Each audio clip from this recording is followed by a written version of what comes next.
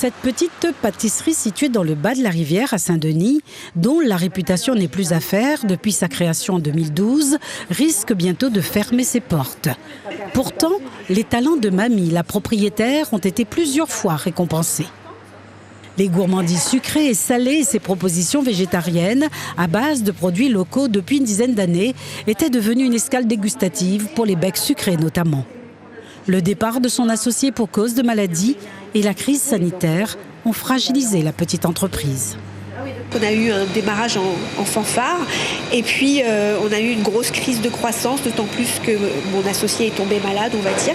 Et puis voilà, à partir de 2019, mon entreprise a été mise en redressement judiciaire. J'étais toute seule à la tête d'une entreprise un peu plus grosse que celle-là. J'avais un salon de thé en centre-ville que j'ai dû fermer. À partir du redressement judiciaire, ça s'est très bien passé. Ça veut dire que j'arrivais à nouveau à rembourser les dettes, à faire du bénéfice. Et puis le Covid est arrivé. Et cette année, en fait, je n'ai pas pu rembourser la nuitée du redressement judiciaire. Donc je bascule en liquidation. Mamie a rendez-vous au tribunal de commerce ce mercredi pour affronter cette liquidation qu'elle a elle-même demandée.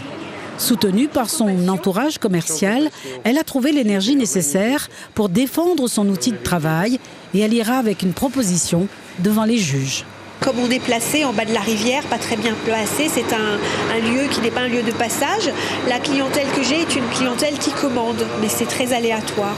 Et en fait, je voulais inventer une sorte d'abonnement, donc où les gens s'engagent sur 12 mois à s'abonner pour 15 €, 30 € ou 45 € par mois. Pour moi, asseoir une trésorerie régulière et puis eux, savoir qu'ils ont un rendez-vous gourmand chez les pâtissières une fois par mois.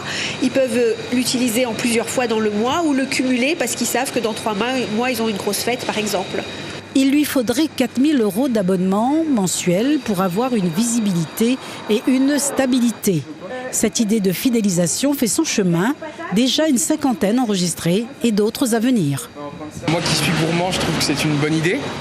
Après, j'essaie de faire attention à ma ligne, mais bon, je vais goûter, je vais voir si c'est pas trop sucré, si ça me convient et pourquoi pas peut-être un jour tester cet abonnement. Ouais. C'est dans le cadre de la fidélisation du client, oui. Comme ça, au moins, ça lui assure un certain revenu. Je suis prêt à m'abonner, il n'y a pas de problème. C'est une bonne idée, mais ce n'est pas la seule bonne idée qu'il faut avoir. C'est faire de la publicité pour se faire connaître. Mais je veux dire, oui, ça fait partie des moyens pour avoir des rentrées d'argent, oui. En cette période de cadeaux, cette opération pourrait porter le nom de la gourmandise de l'espoir.